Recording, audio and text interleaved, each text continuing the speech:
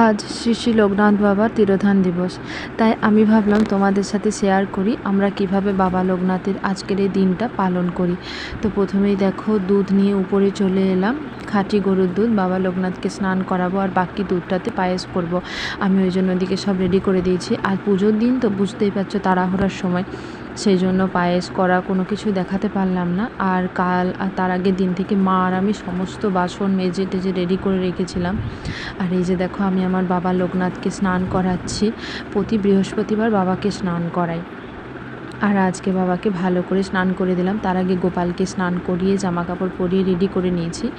এরপর আমি পায়েস টায়েস করে বাবাকে সম্পূর্ণভাবে সাজিয়ে দিয়েছি আর গোপালকেও সাজিয়ে দিয়েছি। প্লিজ তোমরা জানিও কেমন লাগলো আমার এই পুজোর স্বাদটা। তারপর খুব ভালো করে পুজো টুজো করলাম। 12টা 12:30 বেজে গেছিলো। সবাই ভালো থেকো আর সবাইকে বাবা লোকনাথের আশীর্বাদ রইল।